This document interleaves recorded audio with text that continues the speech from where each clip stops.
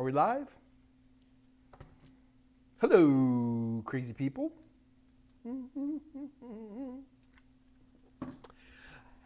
It's your buddy Mike Meyers here for the Monday, Wednesday, Friday at 2 o'clock Central Daylight Time Ask Mike Anything live stream. The goal of this live stream is to provide those of us who are isolated by the coronavirus an opportunity to continue our studies for the CompTIA IT Fundamentals, A+, Net+, and Security+. Although we certainly go outside of those areas, and in the 2.5 months, has it been that long that we've been doing this?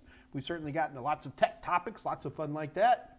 And so welcome to everybody. The goal of this AMA means Ask Mike Anything. So the goal here is that on the live chat, you ask me questions and I answer them. So we will run from 2 o'clock, which is now, until 4 o'clock my time, or until the questions run out. So if we ever need to end early, it's not that big of a deal. Remember, my goal is to be able to be helping you guys get where y'all want to be. So with that attitude in mind, do keep in mind that just typing in questions in the live chat is always the best way to go. However, if you have more complicated questions, just go ahead and send them to me via email. Just send them to my work address at michaelm@totalsem.com. And you know, if you see something that might need a little more development, or if you're just shy and you don't want to type it in, it's never a problem. So just type it in that way. Also, there's our phone number. Got to tell you right now, the phone number, there's nobody at Total Seminars, so it does forward through a screener, over a hill, through some barbed wire, and through a machine gun infested and shark-filled waters. But you can, if it was really desperate, you can get a hold of me through there. If you're a gamer, look me up. I'm Senor Pepe. I've got tons and tons of new friends on Steam, so that's always a lot of fun. And when in doubt, just look up the word Desweds. That is my nom de plume secret password phrase that'll get you just about anything you want in terms of connecting to me. So, with that attitude in mind, it's actually been a very quiet weekend. Surprisingly quiet weekend. Almost disturbingly quiet weekend. I received exactly 0 questions over the weekend. Not a one. Which is good. That means I'm doing my job, and those of you who are studying are out there, and we're getting good information, and everybody's happy, and we're growing together. Yay! Okay. Let me triple check, make sure I didn't miss anything. I mean, I got some emails, but they're little on, you know, other stuff. Though I did get an email from my buddy Robin Abernathy from Cyber Vista, Kaplan IT Training.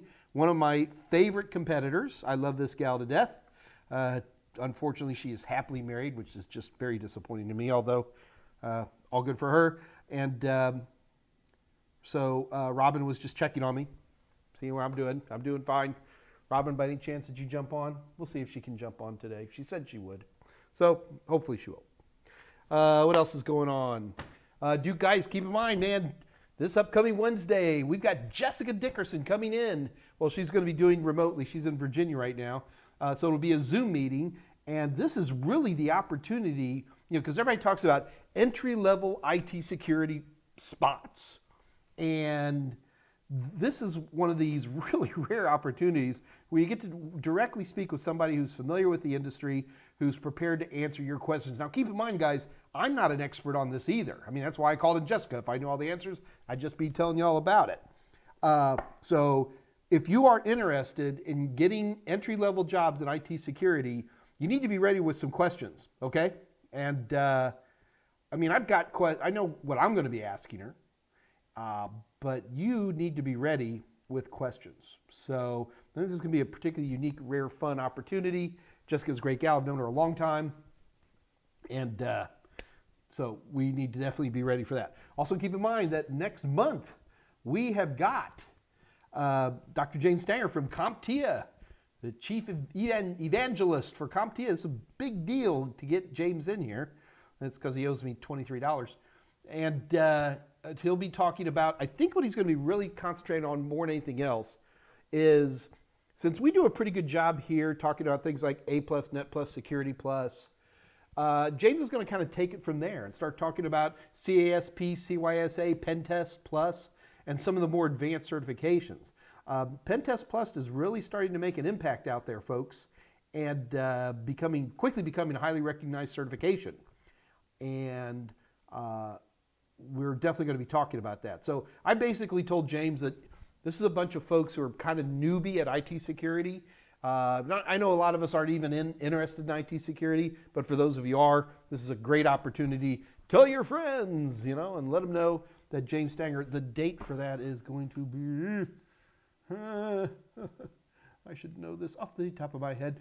I'm pretty sure that's August 12th. All right, so that's about 3 weeks from now. That'll be Wednesday, August 12th. I'll keep advertising it in here, so you'll be ready for that. All right, so what else? A couple other things going on. Number one, probably I haven't talked to Scott or any of the other guys yet, but probably going to be taking it down to 2 days a week. Looking at Monday and Wednesdays right now. It's really just a demand thing, and based on, you know, the more demand I get, and I have no problem making it more often. It's just, you know, are we getting what you guys need to help you continue to pass? And it seems like we've been doing really well on that. I've been pretty happy. So I am considering that. We'll see. Just thoughts. Just all thoughts. You guys notice that I completely bumped the camera like 20 seconds before I had to go on. I'm a little off kilter today. It's torturing me. Oh well.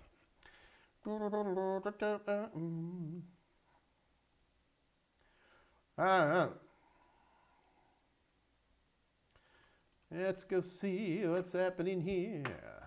Andre's here. Max, Alan, Tolowet, Andrew Hutz, Brendan. Let's see, Tolowet, Brendan, Andrews, Alice is here. Go ask Alice when you're 10 feet tall.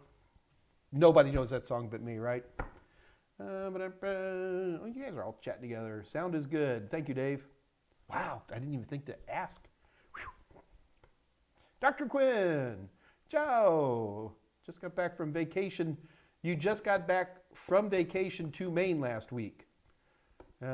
Yeah, so I'm going to be gone pretty much all of August. I'll still be doing presentations. I'm going to be counting on Scott Jernigan and Dave. They're going to have to cover some of the presentations in August. Hopefully not too many. But if I'm in Yellowstone National Park, I am not rushing over to find a internet connection. But we're working out the details on that. But we will be here to help you guys. You know, as long as Corona is around, we will be doing these presentations. So there's not any concern. So, hey, Wissa, where did we go in Maine? Acadia. Yeah, so me and Wissa went to Acadia 3 years ago. Yeah. 2018. Yeah, 2 years ago. And I loved it up there. Great stuff. LBOE, I time travel all the time. I know the feeling when you turn on speed on a live stream and it speeds up. Happy Monday. Thank you, Aaron. I've been playing some kind of war game. I missed the reference. Andrew McCaslin, is it too ambitious to schedule my exam for A+ for late August if I have no IT experience? I just started studying last week. Okay, Matt, here we go, brother. All right. No. Is it too ambitious? It is ambitious. Would it be too ambitious? Man, I don't know what your study skills are. It takes the average person about 120 hours of study time to study for the A+ exams. People with less experience, that's going to be closer to 220 hours. So I'm going to gamble that you have no IT experience. So you're more in the 200 hours thing. And Matt, this is just my own experience, okay? I just taught a lot of people, okay? And so I'm curious what happens in late August, Matt. Why is that is that important? You know, do you lose your inheritance if you don't get the A+ by August 31st or something like that? But in general, so let's just say, Matt, you're a 200-hour person. So you take from the day you're going to decide to start studying, which sounds like last week, then you just can calculate the number of hours, right? If you can study 2 hours a day over 60 days, that's 120 hours. That ain't enough. Get the idea? So I would say it's aggressive, but certainly not, people do it all the time. Oh man, you guys.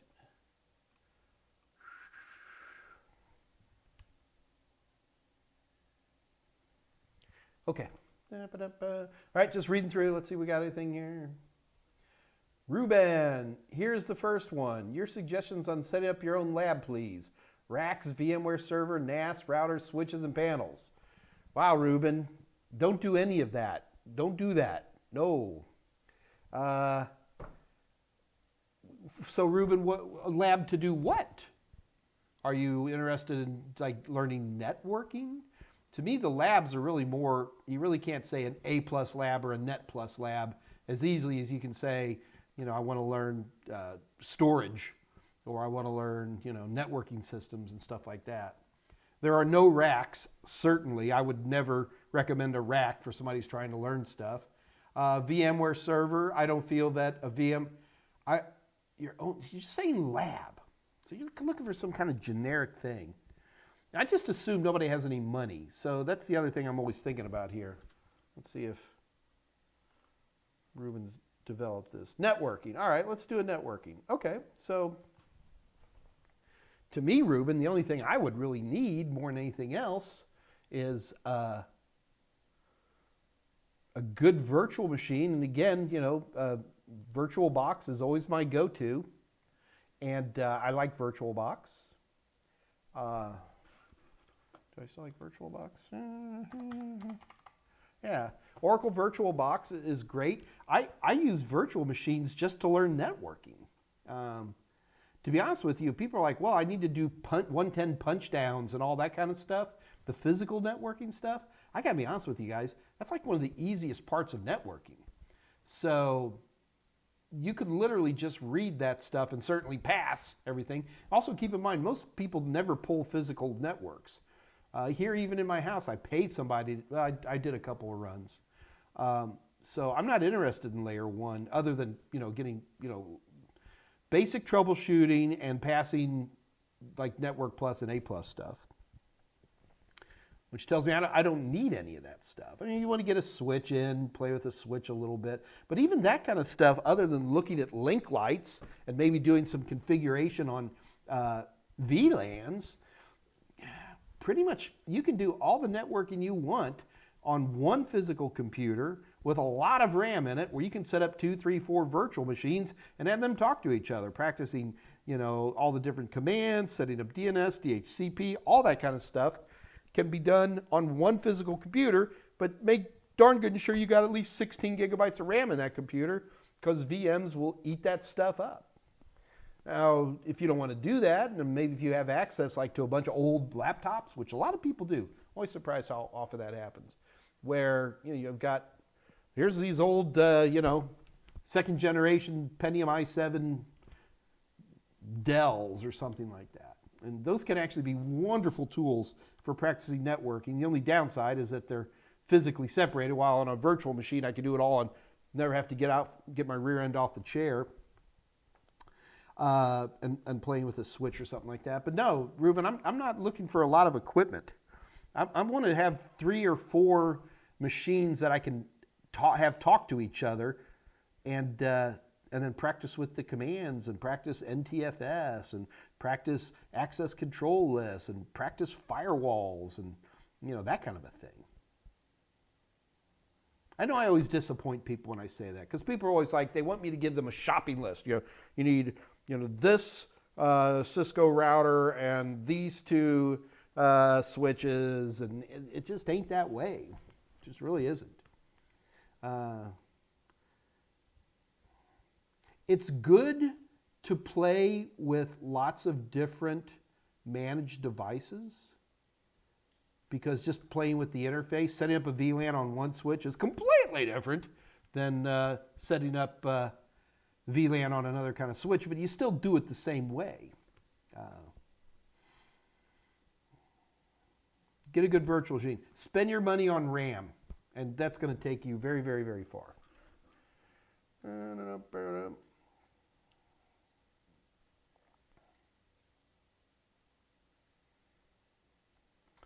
Firkin.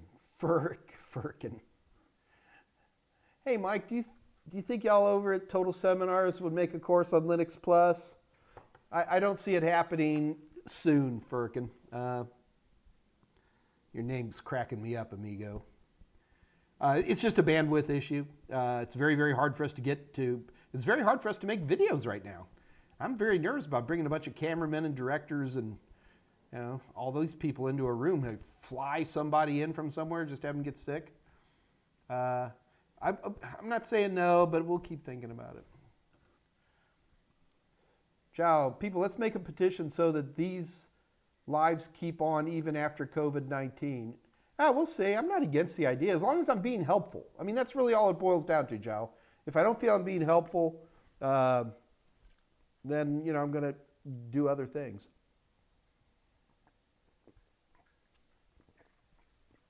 Diet Coke.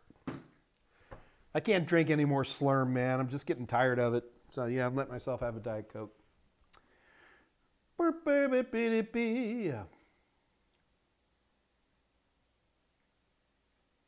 Andrew Hutz. Mike, what type of technical questions do I expect in an interview for an entry-level IT technician job? Seems like a lot of jobs are very happy on networking knowledge. Andrew, it's really going to depend on the job, right?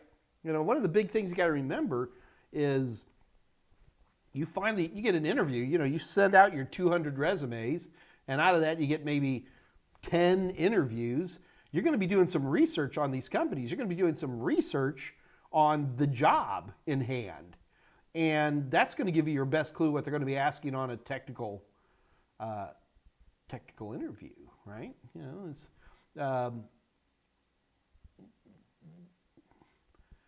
If it's desktop support, the questions will probably point more towards A+y kind of stuff. If it's more network support, the questions are going to point towards network plus kind of things. But don't read any more into that. And it's really not something you even want to bother preparing for. Just have the skills that you have. You'll be fine. You got to keep in mind, the vast majority of people who go in on these technical interviews pooch it hard. Mainly because they freak out because somebody's asking them what 1 + 1 equals. And to me, the more big issue that I'd be worried about in these things is how do you deal with things you don't know about? Because when I technically interview people, I beat them into the dirt. I don't care how good they are. I'm probably better. Although I've had a couple of times I've been greatly humbled by that.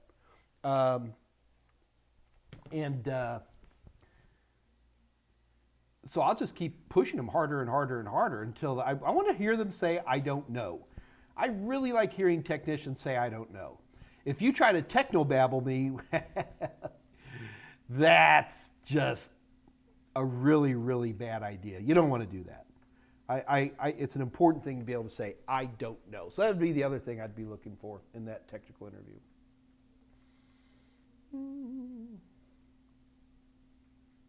Nada D.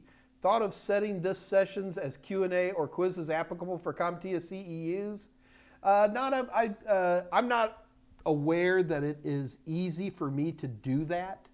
And CompTIA is kind of hard to get a hold of people right now. We had done a little exploration on that. I'm not saying no. Gee, Scott, maybe that might be an interesting idea. Who do we talk to over at CompTIA and say, if we do some Q&As, but then it would have to be like a course. I think that's the problem, Nada, is that it has to be like an official course. And this is really, this started out, and still is, it's an emergency tool to allow people who are studying for CompTIA exams an opportunity to continue their self-study. But Nada, the other thing I will tell you is you are always welcome to ask questions. You wouldn't be the first person who comes on here and starts opening their practice questions. They're not even my practice questions. And they start going, hey, Mike, what do you think of this one? Which I'm willing to do. Azads. Hello, dear Mike. Hello, dear Azads. Dear Keys. Hi, Mike. Hello, dear Keys. Let you guys talk about your pie holes. Oh, Elaine walked in. She owes me money.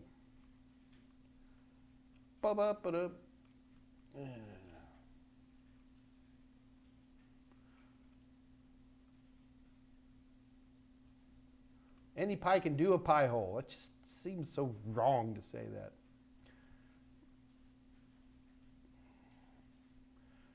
So Jow studies by chapters per day. I always like to think in terms of hours per day, but whatever works. The important thing is discipline. Yeah, it's like what my personal trainer says. If I want to continue to lose weight, I got to show commitment, which is pretty hard to do when it's like 85 degrees here in Houston, and it's 8 o'clock in the morning and you're tired. But I show commitment. I show up. Andrew DeGroy, nothing wrong with pulling cable yourself. I'm not against it either, but Andre, have you actually tried crimping down Cat 6A? What a pain in the rear end. And to actually have it pass EIA, TIA ratings, I don't have that skill. Let me rephrase that. I don't have that patience. But it can be fun. Andre, I completely agree. Pulling cable can be fun sometimes. Andrew Hutz, what are some of the networking concepts I can practice with VMs? I need some ideas because the jobs I'm looking for ask for networking expansion. All right, Andrew, what network thing could you not do with a VM? I guess the only thing you could not do with a virtual machine would be cable pulling. You want to practice putting in configuring a small network statically. You want to configure a small network statically and dynamically, which would mean bringing in a DHCP server. Mike, how do I bring in a DHCP server? There's 1,000 ways to do it. Probably one of the easiest ways to do that would be bring in a Linux system and install DHCPD, which could do it for you. You get a copy of Windows Server. All this stuff's free. Google, download Windows Server. Download a copy of Windows Server. Practice with setting up the DHCP server. Just that. What else could you do? You could set up a bunch of computers and practice doing network access because you got a virtualized router in there. And again, all virtual machines do this. Okay. And in fact, we have a video where we did this like about maybe 2 months ago where I showed you the different ways that VirtualBox allows you to connect to the internet. You can practice with that, understanding what NAT is. You can take some time, practice doing port forwarding. Let me keep going. Let's go back to DHCP. You can install a rogue DHCP server and see what it looks like. You could be installing anti-malware. You can set up access control lists. What can't you do? You can do it all, man. And it's all free. Get a copy of VirtualBox, download. I like Ubuntu, but if you like a different kind of Linux, get that. Download on Microsoft.com. You can get a test drive version of Windows Server like 2019. Runs for 90 days. You can get copies of Windows 10. We just keep going on and on. Here, I'll tell you what. Andrew Hutz, here's your first lab. Get a copy of VirtualBox. I want you to create me 3 Windows 10 systems, okay? And I want to see them all accessing a common shared folder. There's your first exercise. NTFS, not Windows sharing. So when you say the jobs I'm looking at ask for more networking experience than I necessarily have. Oh, Andrew. Just go in and apply for the job. See, here, Andrew, you're doing it again, man. Well, not you're doing it. I hear this all the time. There's a job out there that smells good to you. Okay. Go get the job. All right. Well, they say this, that. You know what? Just go for it. Nobody, especially right now, nobody can find everybody who's perfectly qualified for any particular job. Just go for it. And here's the nice part is that you go for a job which you would otherwise not even try, right? You would otherwise not even try for this job. So, okay, well, Mike Meyers kicked me in the rear end, so now I go for this job, and let's say you pooch the interview. Let's say that in the interview they go, Andrew, we're very sorry, but you truly do lack the skills. Here's where you get to say, what skills do I need to bring back here in 3 months to get this job? You ready? What skills do I need to bring back here in 3 months to get this job? And you'd be shocked what they'll tell you. Ruben, so I can study CCNA on Packet Tracer? No, you can study CCNA exercises with Packet Tracer. It's what it's there for. But to say that all of the necessary CCNA objectives, I mean, you'd still have to go through some form of CCNA training and then use Packet Tracer to practice those kinds of labs.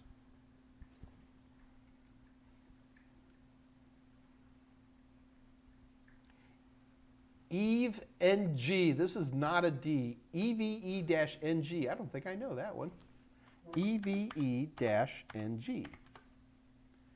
EVE-NG is the first clientless multi-burn network emulation software. Nada. I do not know this. I'm intrigued. Does it cost money? Is it pretty? There's like a professional version.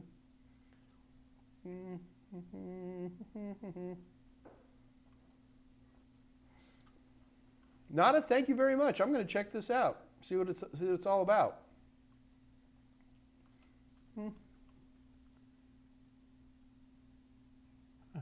Cool. EVE-NG. Here, guys, let me show you what I'm looking at. I don't know if you saw what Nada's post was. Is that going to work this time? Of course not. This will work. So I just went to eve-ng.net. So I don't know anything about this yet, but Nada's given us some good information, and I'm going to check this out in my copious spare time. Always good to find another simulator, that's for sure. Thank you, Nada. Thank you, Nada. Taylor Brook, yay, Mike. I have a bet. We'll start typing them in, Taylor. Birkin, thanks for the answer, man. I'm doing well. Morton Ramstead, hey, Mike, the difference between layer 2 and layer 3 networking. Sure. So remember that the easiest way to separate layer 2 from layer 3, we're talking about the OSI 7-layer model. So layer 1 is physical. Layer 2 is data link, which is MAC addresses. So things like Ethernet live in the world of layer 2. Layer 3 is IP addressing, so IP addresses, IPv6 addressing, that kind of stuff lives in the world of layer 3. So if you have a layer 2 switch, that means you have a traditional switch that filters and forwards by MAC address. Layer 3, if you have a layer 3 switch, you have a router, same thing, and a layer 3 switch or a router filters and forwards by IP addresses. So layer 2 is MAC address, layer 3 is IP addresses. Just knowing that will get you through just about every question you're going to run into on a CompT exam.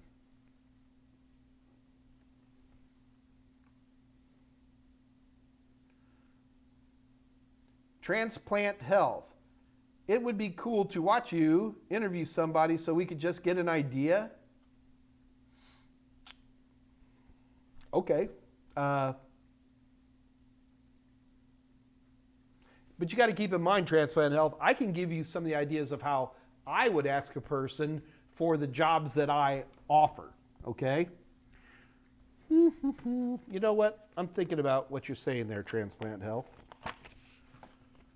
I might have somebody who could answer the question. Hang on. I'm writing this down to help me remember. Scott, a couple of people might want to bring in for a sample tech interview. We could probably do that. Just for my buddy, Transplant Help. Let me see what I can get going, all right? Just so you guys know, I am pretty sure that next week I'm going to be doing a PowerShell demonstration, just to get you guys kind of jump started on PowerShell. But yeah, we could probably squeeze that in. Let me make a couple of calls, see who I can pull up real quick. Joe, how come we have a rogue IP on a wireless access point? I do not understand that part of the video. That video. Oh, Joe, what video are you talking about, my brother? How come we have a rogue IP address?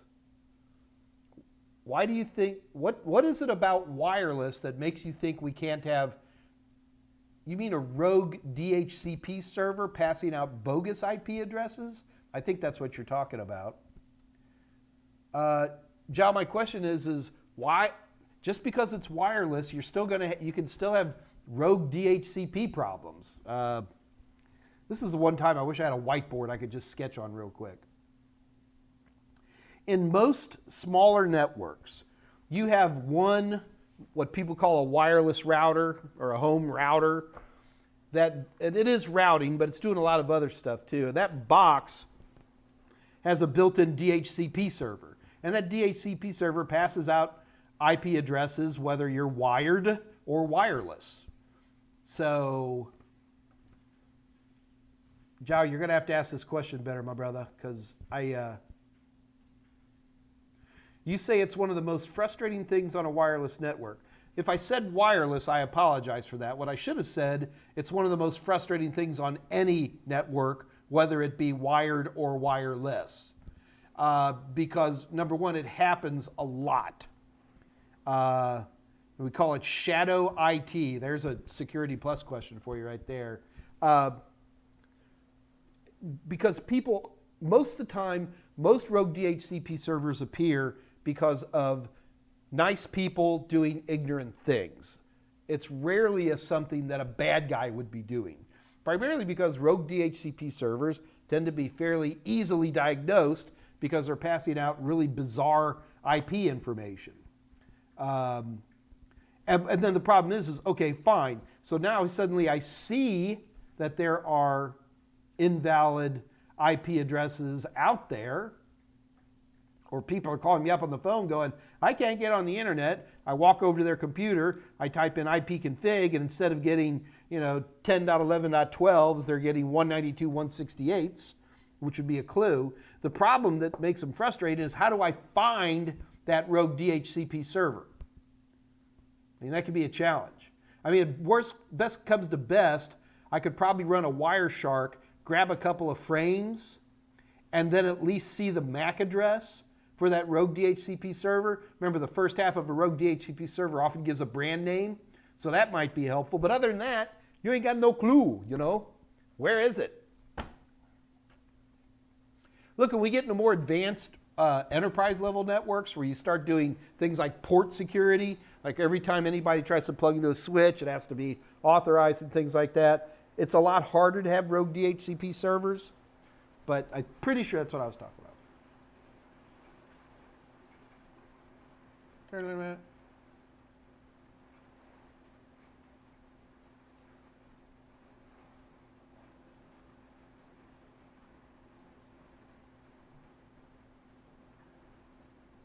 Ruben, can I use packet tracer instead of physical lab? That was a question. Yeah, packet tracer would cover a ton of stuff and do it really, really well. My challenge with packet tracer is it doesn't necessarily show the interfaces, the real world interfaces all the time. I mean, it has a nice configurable interface, but that doesn't necessarily mean it's going to look like you're trying to reset an IP address on a Windows 10 box. And that's where packet tracer could be a little weak. I mean, I use packet tracer all the time. All the time. I mean, absolutely all the time. So my question to you, Ruth, why not use both? I mean, just playing around, right?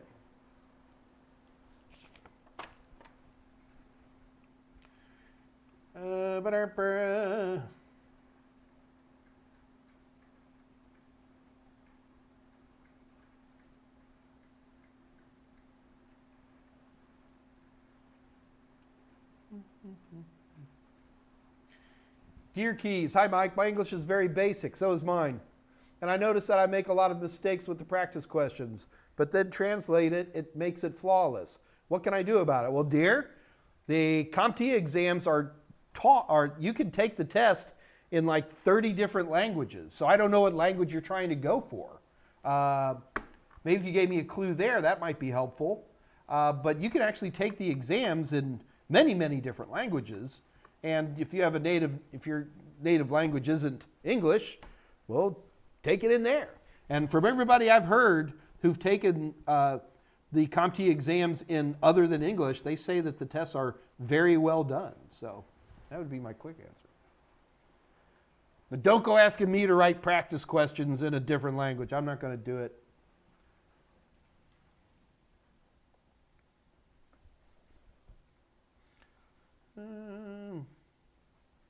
So Ruben, if you're taking the Network Plus very soon, the only thing you should be doing right now, the only thing you should be doing is doing practice questions.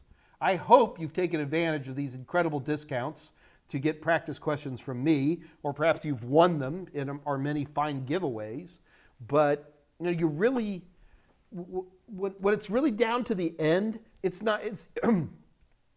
like a week before, you're not doing labs anymore. You're just doing practice questions and reacting to the practice questions. And maybe if you have a lab to set something up to see the result or something like that. But when you say very soon, Ruben, the last thing you should be saying is, I need to set up a lab. No, you should have set up a lab 3 months ago. But what you need to be doing now is just hitting practice questions. Nothing else. Practice questions, practice questions, practice questions.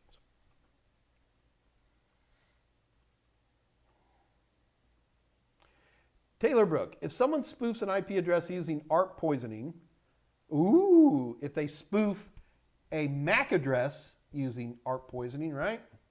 Could they purposely not forward the traffic to the router instead of a man-in-the-middle attack uses a denial of service attack? Sure. Remember, they're not spoofing an IP address with ARP poisoning, Taylor. We're spoofing MAC addresses. Could they purposely not forward the traffic to a router? Yes, they absolutely could do that.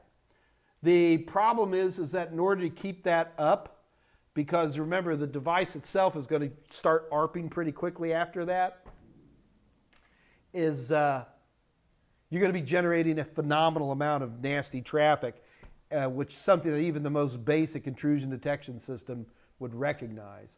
And with the right kind of switches, they would sit there and say things like, whoever's over here is lying to everybody else, we're going to turn that port off.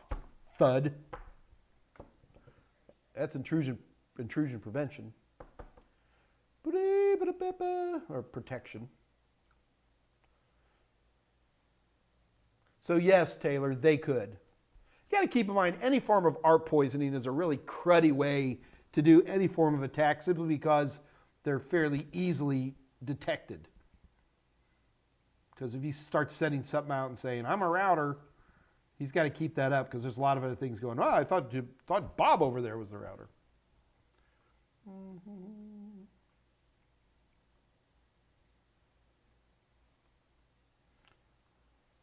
If encryption is the only way to deal with ARP poisoning, I would think encryption is the only way to deal.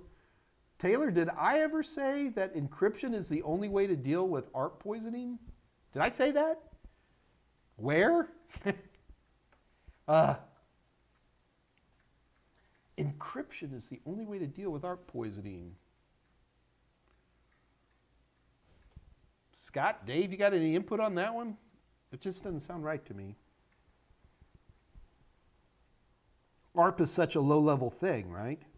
Could you encrypt at layer 2 like that?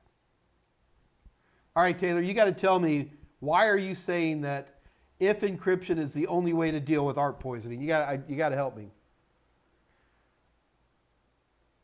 LBOE, been running Windows 7 until recently. God bless you. Joe, is access policy something that makes part of the firewall, or it has nothing to do with that? Okay, so you got to be careful. When you say firewalls, what you're doing is you're filtering data based on something. So like if you have a network-based firewall, like the firewall that's in most home routers, you can filter on port numbers, you can filter on IP addresses, you can filter on TCP versus UDP versus ICMP. You can filter on time of day. You could filter on MAC addresses, stuff like that. If you have a host-based firewall, well, then you're going to be able to filter on stuff that a network-based firewall would never see. For example, you could filter on what program is trying to do something, which is a very, very convenient thing to do. What logged-in user is trying to do something. So those are what firewalls do. Now, let me make sure I'm using the right phrase here. So when you say access policy, that worries me, Joe, because I want to make sure we're not talking about security policies. So like in Windows, the security policy, let's see if I can fire that up for you real quick.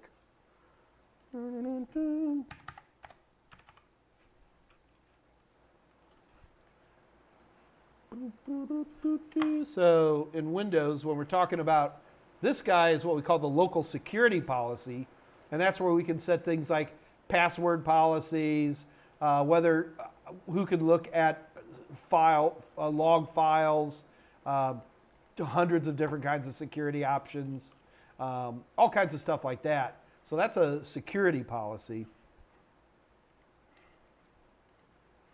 And then we have access control lists. So an ACL is like these firewalls is one example of an access control list. But an access policy, if you're using that phrase, then to me, I think you're talking about security plus. And then you're talking about acceptable use policies, password policies, things like that. And in that case, what you'd probably be talking about is what can an individual user access and what's their access based on. So I don't like the use of the ways here in Java, actually you develop it more. I mean, if access policies make part of a stateless firewall, or is it a different thing? Yeah, access policies, so again, you want to say access list, you want to say security policies, if you want to talk about Windows. But when you're talking, I think what you're talking about is an access control list. Oh, by the way, guys, it's thundering here in Houston. So if we suddenly go out, I don't have backup generators. Okay, so where we go? So it's a stateless firewall, or is it a different thing? Again, I wish you weren't saying access policies. So this would be part of an access control list.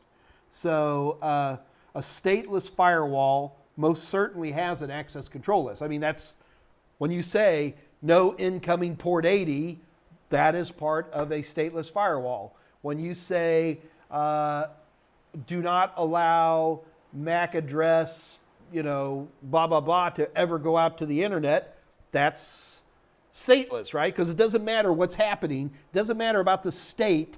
This is always going to be true or false, depending on what you want to do.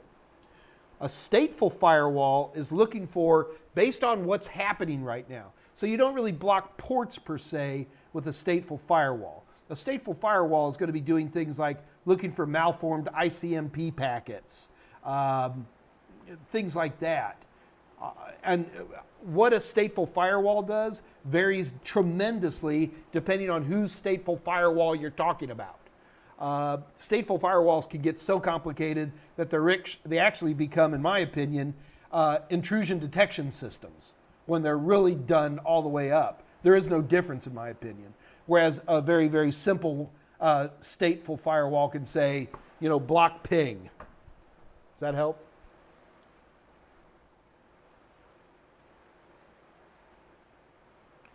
Ruben, can I use packet tracer? Okay, we got that one covered. Glendaddy, if I really wanted the job, I would have someone do a mock interview on me until I felt good. Actually, Glendaddy, I do not disagree with you. Let me rephrase that. Glendaddy, I agree with you. There's one thing we should all be doing, especially if you're new to interviewing, is you should get a little practice in. But, the guys are talking about maybe I should do some sample tech interviews. Basically, it would boil down to try to go through some of the usual bogus project stuff that they do, or some of the types of questions I would get. And yeah, I could pick a victim. You wouldn't like it, man. I guarantee you wouldn't like it.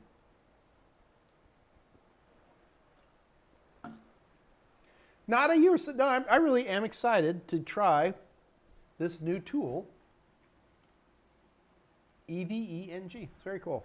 Yeah, Nada, anytime I think I know everything about computers, there's always somebody like you who helps me learn something new. I learn something new every single day.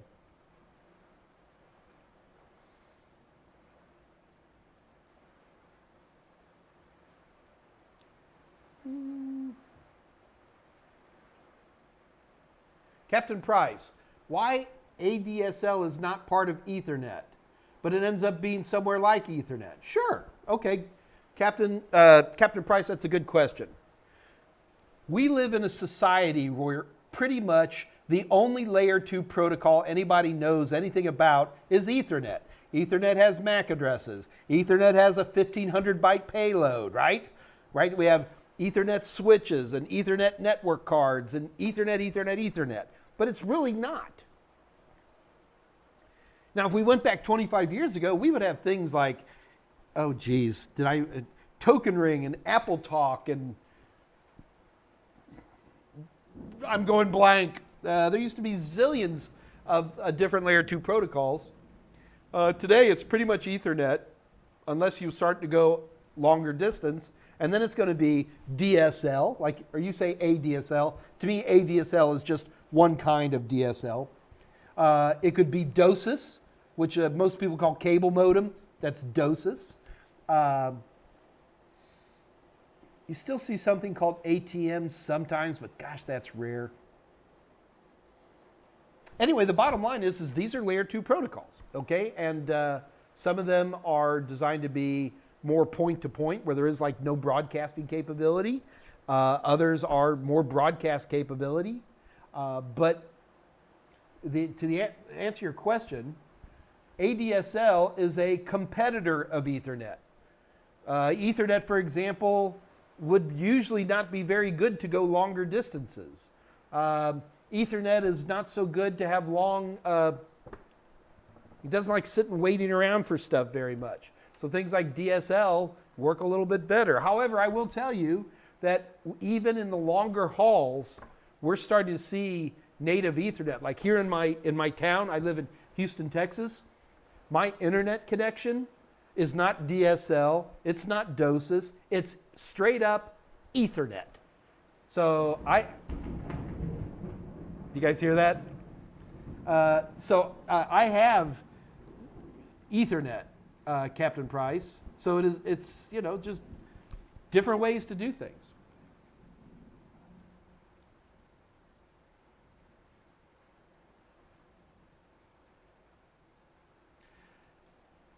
So Terrence Tech, you want to do a mock tech interview with us minions over Zoom?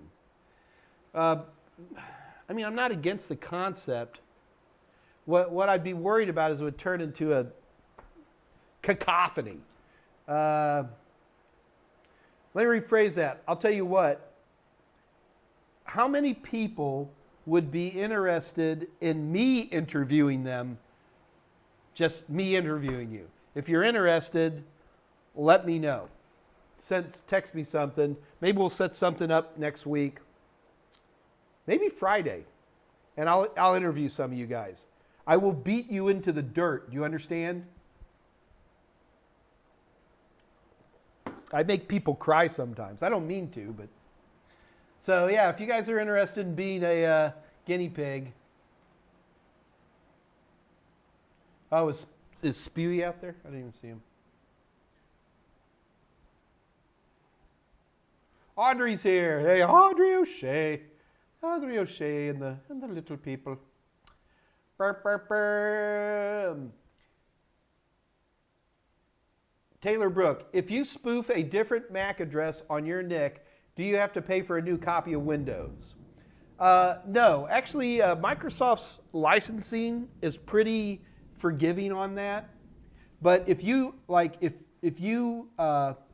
swapped out your CPU, swapped out your NIC, and upgraded your BIOS, you can run into situations where Microsoft's going to go, hey, this is a new system. You have to buy a new copy. But they also say this. Then they also will say, or you can call Microsoft. And it works.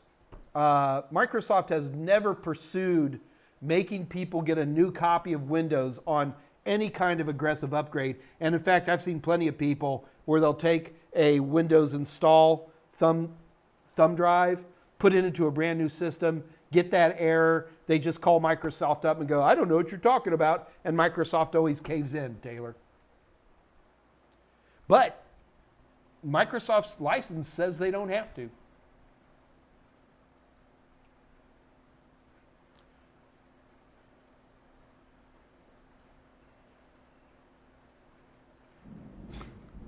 I just love listening. Latuya64, do I need to memorize the stages that a printer goes through when printing? If it's a laser printer, yes you do. You got to keep in mind that Hewlett-Packard is a major contributor to CompTIA, and they love asking printer questions. If you're taking the A+ on the 1001 exam, you will be asked not only questions on the 6 stages of laser printing, but you'll have a laser printer come out. Here's a great question. Laser printer comes out and it prints completely black. What went wrong? I'm not going to tell you. Look it up. I'll give you a clue. One of the Coronas died. So yeah, Latuya64, yes you do. And you know what? I think it's good stuff to know.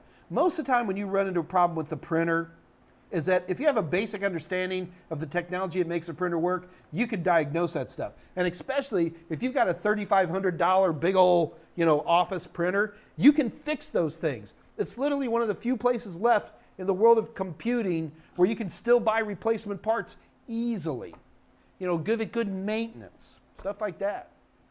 I've got, it died fairly recently. We had an HP LaserJet 3 that ran at Total Seminars for decades. Thing ran like a top. We kept giving it the maintenance kits, and like I said, if this AMA suddenly dies, I'll try to get back on, but wow, man, Texas doesn't fool around with thunder. What was I talking about? Oh yeah, so we were able to keep this thing running forever. And I think there are people who make very good amounts of money just supporting printers. Oh, I did not, thank you, Taylor. No, you did not say that about encryption. My note from school did. Taylor, I would challenge somebody on that. I'm not saying they're wrong. I just don't. Encryption at layer 2. I don't know. No say. There you go, Morton. Here, Morton, just like Dear Keys. I got 30 minutes because you took the A+ in English because you're Danish. There you go. There's only English, German, Japanese, Portuguese, Thai, and Spanish? Really? Wow. Look at you guys answering all these questions. Dear and Morton got this all figured out. Jow, I meant the access policy you use on the DDR on A+.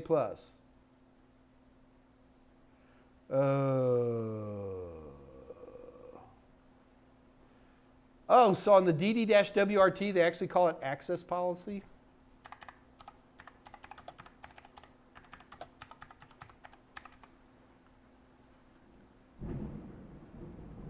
Stand by. Okay, I'm looking up for DD-WRT real quick.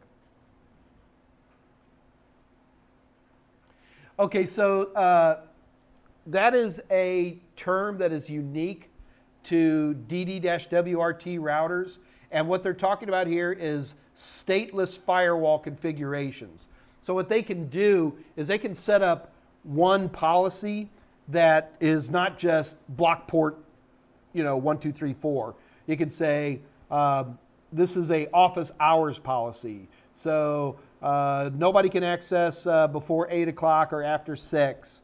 And you can add all these, collectively put all these policies together. Oh, man. So yeah, Jow, that's really a kind of a unique term to DD-WRT.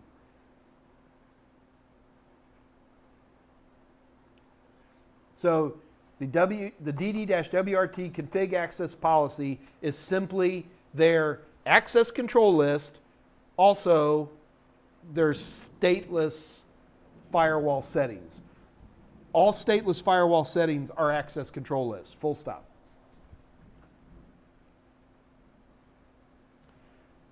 Though the access policies most certainly do make up part of the firewall, but you're only going to see that term access policies on DD-WRT routers. I'm not supposed, LBOE, I always admit it, man. Okay, so here's the first person to step up, Aaron Starrett. Aaron, you better actually need this, dude. If you're like some ringer. Aaron Starrett volunteers. Anybody else? All right, Aaron, it might just be you and me, my brother.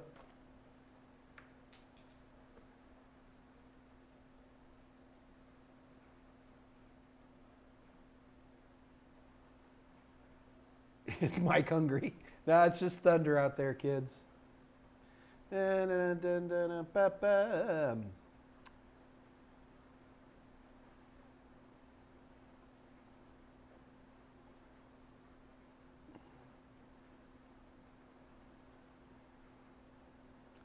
Just reading.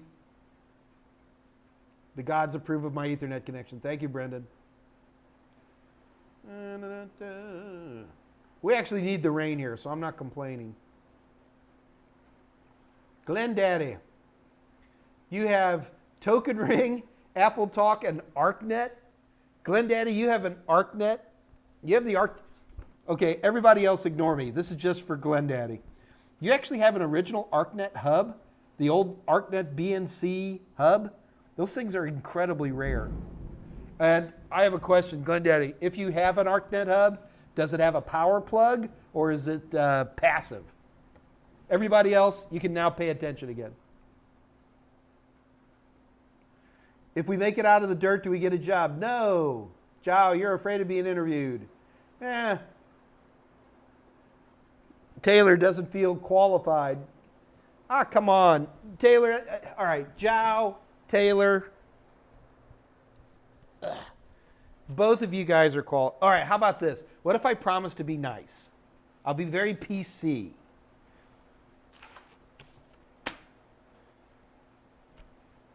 Come on, Joe. And who else? Taylor. All right. I just volunteered you guys. I'm serious. I'll be nice. I'll be nice. Oh, Max wants to see my email address. Okay, brother, here you go, man.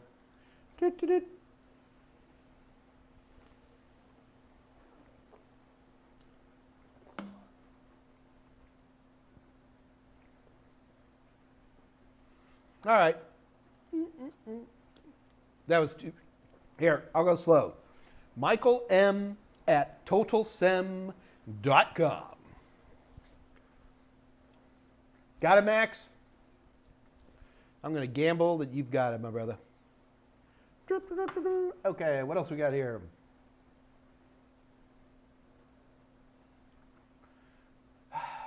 You know what? Fine. This is it. Friday, this upcoming Friday, we will do mock interviews. All right? And I'm not going to, look, Joe or Taylor, I'm not going to make anybody do this who doesn't want to. Aaron, well, I just want one person. I mean, look, I'm not interested in beating anybody up. But I would be interested in showing you how an interviewer could apply pressure to you, technically, mainly to see how you handle the situation. But again, like Taylor, again, I'm picking on you because you said like you didn't feel qualified. We're assuming an entry-level job here. So, you know, what always scares me on interviews is if we get guys like Brendan S., who I've known a long time. And Brendan will try to go toe-to-toe with me, and then I'll just squish him like a bug. Like that. But you guys, you know, look, if you're keeping things professional, I'm not interested in, okay, I'm sorry I said squish you into the dirt. That's the wrong phrase to use. I just want to see how you handle pressure, and I want to hear you say, I don't know. Those are really important things that I like to hear in a technical interview because so few nerds say, I don't know. They're always going to try to come up with something bogus. All right, Scott Jernigan, you got it? Friday is tech interviews. Aaron, see,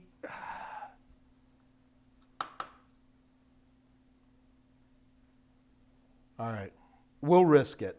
Aaron, I'm going to pick on you, man. So Aaron's going to be our crash test dummy for technical interviews, and that'll be this Friday. That's all. I just need one person anyway.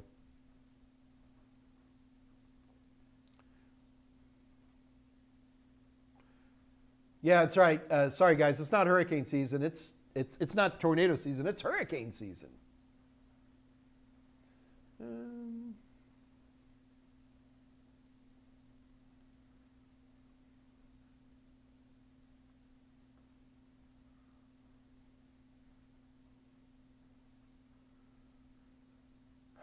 All right. Well, Joe, the only problem I have is because you're in the wooden shoes. Because you're in the Netherlands, I'm worried about how the Zoom meeting would work. All right, here's how this is going to work. If you want me to interview you, you have to send me an email. All right? I'm not going to interview anybody who's uncomfortable with this. So that's the rule. If I don't hear from you, I'm not going to interview you. I could probably just use Scott or Dave as examples. They've certainly done enough interviewing themselves. They can help out. So there's a little bit of a risk because I don't know you guys, right? I mean, I know your personalities from showing up here, but that doesn't necessarily mean that you would make, So we'll see. We'll see. We'll talk. We'll talk about this. So yeah, Friday is we're gonna show you some typical stuff that you would see in a technical interview. I'm gonna be nice to him, Scott. Brendan woke up when he heard that one. It's because I love you, Brendan. Andre, you can surf.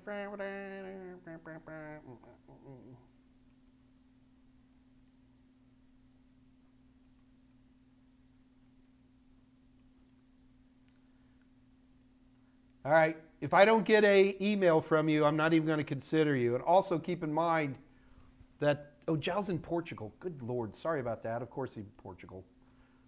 I was confusing with Andre, who's not from Belgium. Wait, what? Terrence Tech passed the Security Plus last Sunday. Oh, man, big round of applause to Terrence Tech. Sorry, man. I completely missed that. Scott, thank you for bringing that to my attention. That's why we're here, man. This is literally why we're here, is to get those certs passed. All right, just looking for more questions.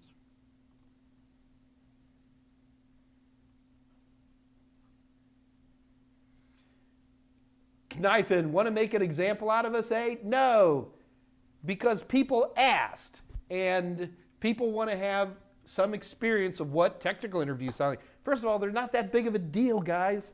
They're a small part of the whole overall interview process. And I'm doing this because this is an AMA. Ask Mike anything, and I said, yes, we'll do it. So that's why Kniffen, K-N-I-F-N, Kniffen. That's as close as I can get. So I do want to, but you're right, Kniffen, I do want to make an example out of you. But it'll be a friendly, upbeat, positive example.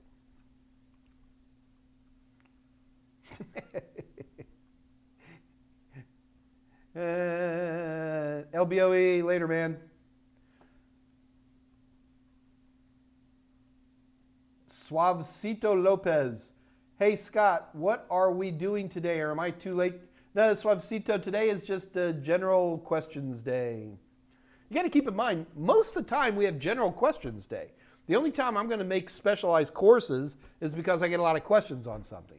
Like, for example, today, we had a lot of people going, Mike, I'd kind of like to know what a technical interview feels like. And then we thought it might be fun to do it on Zoom. So, as long as you guys are willing to comb your hair and wash your face, I'll put you on Zoom with me and we can practice a few.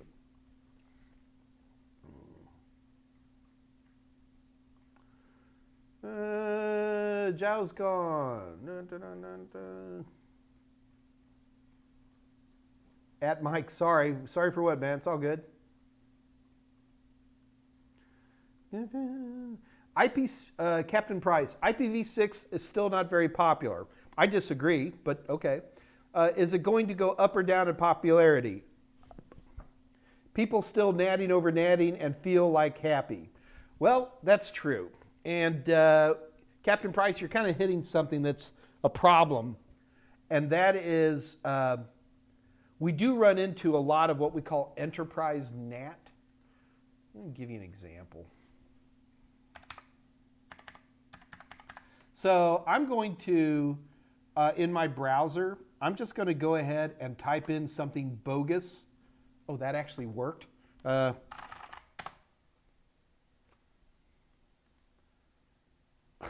on a second.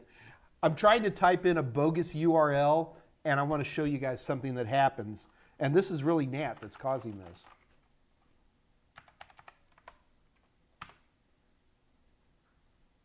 Here we go. Okay, so, okay, everybody, check out what's happening here on my screen. There we go. All right. So what happened here is I typed in some just goobity-gawk, but I typed it in up here. I'll show you what I typed so you guys can see it. All right, do you guys see that? So I typed in this legitimate, fully qualified domain name, but it's not a registered one. So when I hit enter here, I get this thing, but notice where it's going to. Do you see this? This is AT&T. So what you're actually watching here is kind of a nefarious thing, and this is part of what we call enterprise NAT. Now, it doesn't have to be exclusively that because I do have my own router here, but you see this on smart devices a lot, and that is because you are all hidden behind a large, massive NAT address. They have a lot of control over what you're doing. And they call this a walled garden, also as a common term. And people like to have that kind of control over their customers.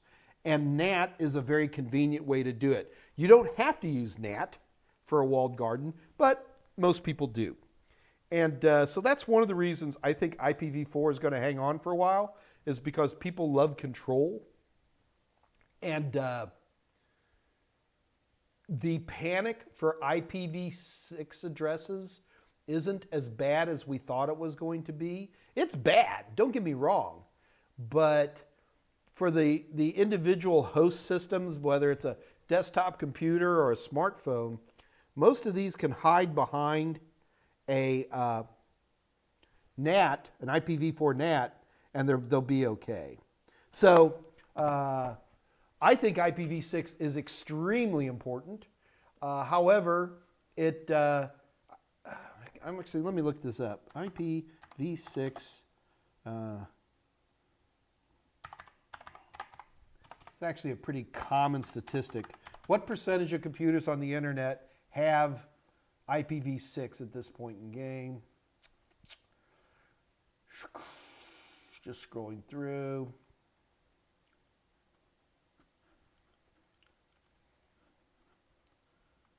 There we go. Wikipedia, of course. Google statistics show IP availability is around 30 to 33%. So IPv6 is about 1/3 of all the Google customers. So that hopefully gives you an idea. Ooh, wait. Glenn Daddy just sent me pictures of his ArcNet hub. It's a powered hub. Sorry, I just got to show this to you guys real quick. So these are the hubs of your forefathers back in the old days. This is a technology that predates Ethernet called ArcNet. Wow. That brings back some memories right there, man. So this is an active hub. Cool. Thanks, Glenn Daddy. It's always fun to see stuff like that.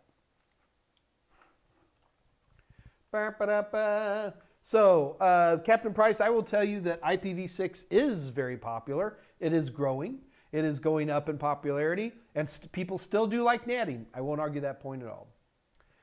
Do you feel like it's easier to break into software engineering coming from an IT background and vice versa in terms of landing an interview? Well, it depends on the job, right? I mean, One of the things about IT is that the software people and the systems people are still very, very different groups. Most of the software people I know, which means they are programmers and they write software and they all have computer science degrees, couldn't fix a system if you beg them to. There's exceptions to that. Hope Michael Smyer is not listening right now, because Michael is a very good programmer and also a very good systems guy. Very rare. So is it easier to break into software engineering coming from an IT background?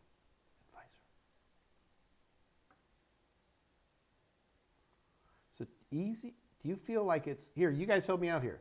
Do you feel like it's easier to break into software engineering coming from an IT background and vice versa?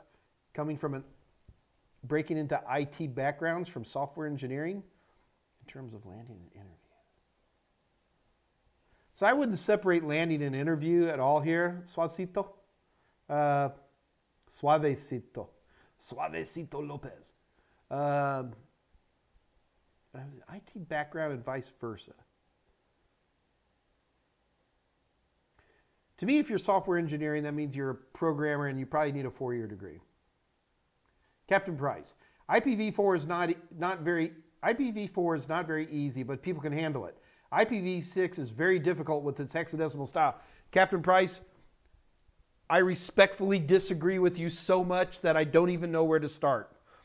IPv6, when properly done, is completely automated. There is no DHCP. There is no subnet mask. It's all automated and beautiful and perfect and happy and delicious. IPv6 is so much better than IPv4, I can't stand it. The problem is, Captain Price, is like me, you got used to IPv4 and now IPv6 has come along. Luckily for me, I've been messing with IPv6 now for close to 20 years, and even though it's changed a lot in those years, I like it. It's fantastic. I almost don't even know where to start. Yeah, the addresses are long. Who cares? They're all automated. Brendan S. Mike, and using chmod, do you just remember the permissions tables numbers? Is there a specific way to remember them? Yeah, you just, it's oh, good Lord. Read, write, execute, read, write, execute, read, write, execute. Owner, group, everyone. So yeah, and you also got to keep in mind, there's not that many different kinds of chmod commands, right? You can chmod something to all 7s, right? Which means gives everybody full access. You can chmod something to all 6s, which is going to be giving everybody read-write access to a non-executable file. And then after that, then you usually start doing stuff like 662 or 664, which just gives the world read or write access. So honestly, all 7s, all 6s, 664, 662 is going to be 90% of everything that's out there for chmod.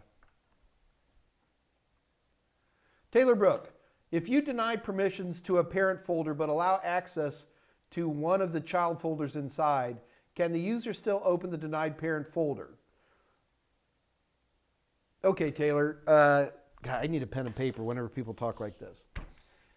Deny permissions. See, so Taylor, you can't just say deny permissions, okay? So we got a folder. We got a folder called Bob, all right? And then I'm going to make a folder in there called Timmy, Timmy. If you deny permissions to a parent folder, well, there's 7 different primary NTFS permissions, Taylor. Which permissions? You would deny all permissions, but then you allow access to one of the child folders inside. Can the user still open the denied parent folder in order? No, but they can't. They would have to be able to access it directly, or there's actually a special NTFS permission called, God bless it, transit directory. That would have to be applied in order to allow them to do that.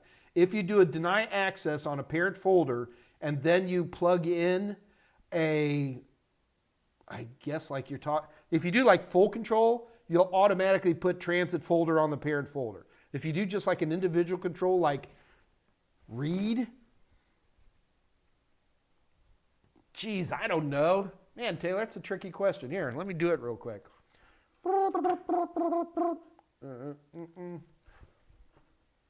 Don't want to do that. I can't, Taylor, I can't do it because I'd have to reboot in order to see the net results of that. I am pretty sure the answer is yes. But man, Taylor, what a great thing to practice on. So Taylor, make a folder off your C drive, call it, Bob, okay?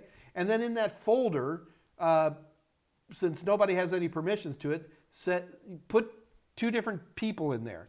Put, pick 2 users. If you don't have 2 users on that Windows system, just create 2 users, okay? So you create 2 users, and with one user, he'll be the creator owner on it. And with that one, you deny permission to the other Windows user, easy enough.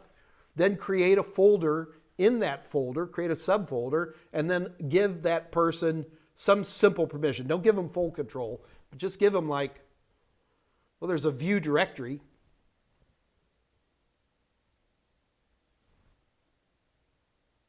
And I'm going to tell you right now, I don't think they're going to be able to open the parent folder. But I think if they have a direct link to that file, I guess, if you deny permissions to a parent folder but allow access. See, what does access mean, Taylor? Read access, full control to one of the child folders inside.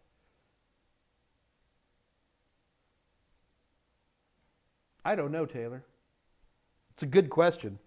But here the cool part is, Taylor, this would take you, I can't do it right now because I'd have to reboot my computer because I set one user up and then I would have to log in as the other user, the one I denied permission but then gave him permission on the subfolder. Try it out. Here you go, kids. I don't know. But it's an interesting question, Taylor. Suavecito. What is the best way to show off your IT skills in an interview? Suavecito, most of the time, your interviewer, your IT skills are one of the last things they're interested in. Most of the time, they're going to challenge you through the technical interview to see if you're covering the stuff that they need you to know. So trying to show, in fact, most of the time, if you think you're showing off your technical skills, what you're really doing is making other people very, very angry because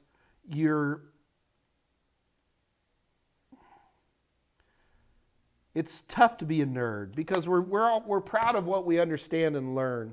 But the harder part about being a nerd is good communication, fitting in well with the culture, your ability to grow and learn. Did I say communication skills? Social skills. Those are really where the big questions are going to come into. On the technical interview, they're going to ask you, honestly, most technical interviews are maybe 3 or 4 questions. And those 3 or 4 questions will tell you more about what they want to know than anything else. And we'll talk about that on Friday. There's some little tricks you can do in technical interviews where you're not showing off your technical skills, but far more importantly, you're showing off technical enthusiasm. We're doing a lot of work with, intrusion prevention systems. Oh, you go, really? Oh, that's so cool. It's something I want to do, but I don't know. So the answer is, don't try to show off your technical skills. You'll just embarrass yourself. Sebastian Trusu, competition. Why are we talking about competition? Competition, not really anything, just to test my knowledge. All right. There you go, Tolowit. Answer their questions completely without using a ton of jargon. There you go.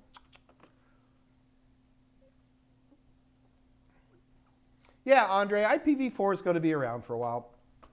Probably 10 more years, maybe a little bit less than that.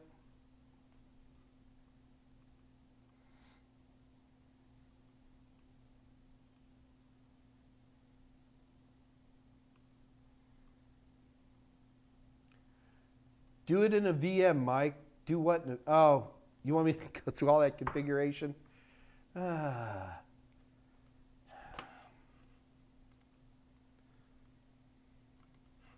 Whoops. Okay, so seriously, you guys just want to watch me set up a permission, an NTFS permission?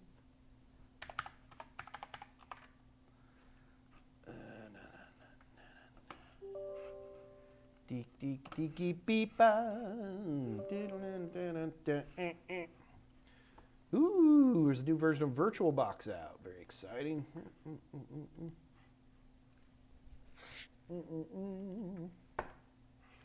Let's see what I can do here, guys.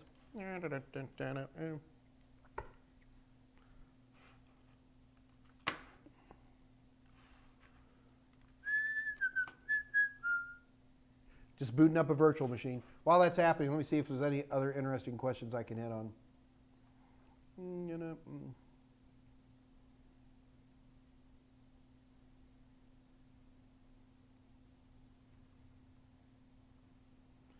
Yeah, Dr. Quinn, I'm not sure Taylor was following you there, man.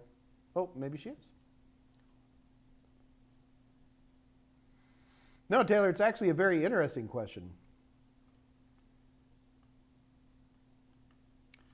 Ollie, what do I think of MikroTik? They're okay. I don't use them myself, but I have no issues against them. Right now, I'm more of a Ubiquity kind of guy for that kind of stuff. But they have good little routers. I got no problem with them. So Ubiquity and Unify. That's Ubiquity also. Yeah. Ubiquity, to me, it's just MikroTik's biggest competitor. They're both good, cheap networking equipment, that's for sure.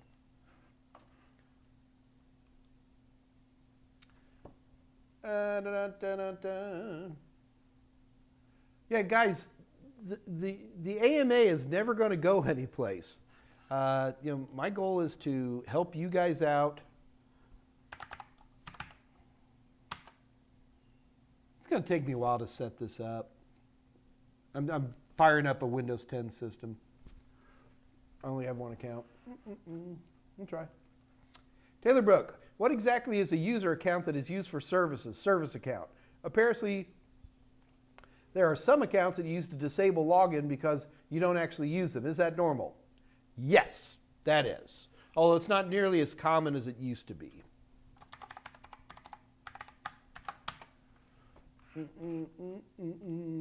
That's a lot more obvious on, I had local users and groups running. It's a lot more obvious on a domain account, but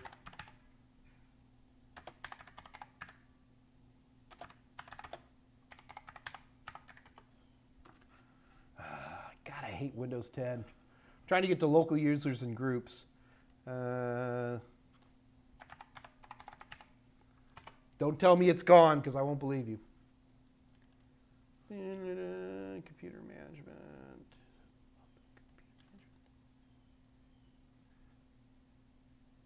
It's still there. All right. Oh, hold on, I lost track of the question. What exactly user account is used for services? Okay, I got you. Here we go, Taylor. Da-da-da-da.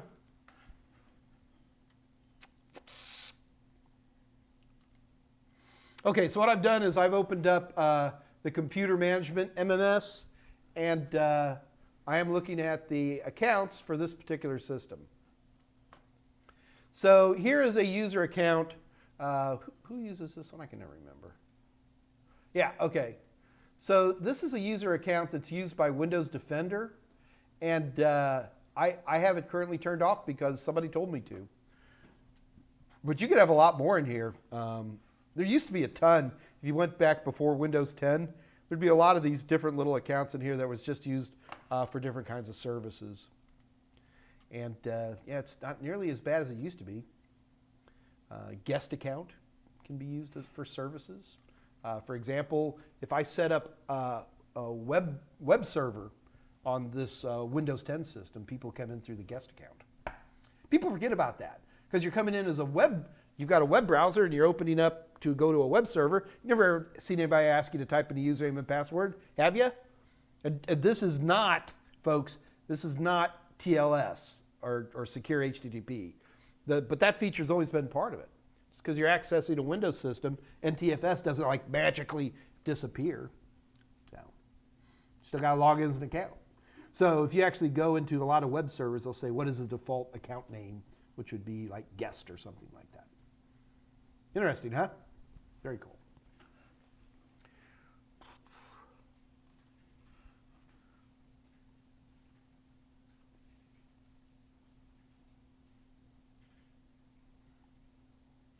Brendan S., building computers, installed 2 SATAs into my mini ITX. Corsair Powers, PSU, are all SATA power cables universal? Yes. Forget about the colors. That's what I'm here for, Taylor. I'm here to help you, kiddo.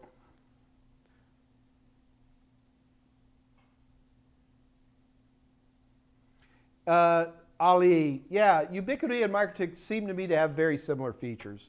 If you can do some pretty aggressive stuff on any of those devices. They both have surprisingly high bandwidth. So like, especially if you're routing or something like that. Yes, to me they're interchangeable. Study My Network Plus, all right. All right, kids. Looks like it's quieting down here a little bit, which is fine. All right, so please remember, everybody, we're going to start wrapping up here. Number one, Taylor, I don't feel like going through 2 accounts. You guys do it. If you really have a problem with it, Taylor, send me an email and I'll do it for you. But I don't want to sit here and set up user accounts online and all that stuff. Okay, so guys, let's get this together. So next Wednesday, as in 2 days from now, my buddy Jessica Dickerson is going to be online, and we're going to be talking about entry-level IT security jobs. Where do these jobs come from? Who gets them? What are the jobs like? What are the qualifications necessary? How much experience do you need for entry-level jobs? Blah, blah, blah. I don't have all the answers to these questions. We're going to be asking Jessica, and she's a cool cucumber, and we'll do a great job with those questions for you. Friday, I'm going to pick on somebody, and we're going to do some sample tech interviews. And I'm not going to just sit here and pound on somebody. I'm going to sit here, we'll go through it, we'll talk about things, do a little back and forth banter. Whoever's willing to do that, you're going to have to talk to Scott. Can I impose on you to double check that they can do Zoom?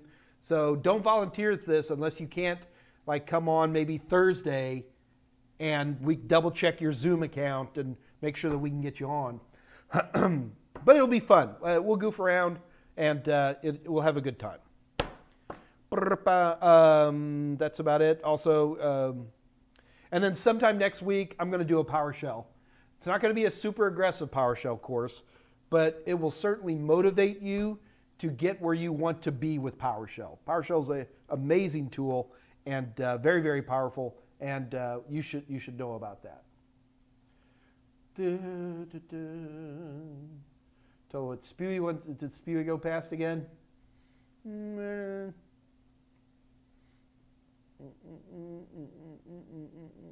Let's make sure I got everything. Okay, good. Fine. All right, guys, so we're going to go ahead and bug out a little bit early today. Jose keeps asking about the Linux Plus course. One day, young man. All right, guys, well, until then, we're going to bug out a little on the early side. It's no big deal. I will see you guys on Wednesday. Be ready to talk about entry-level IT security. So until then, this is your little Uncle Mikey saying good night. Good night.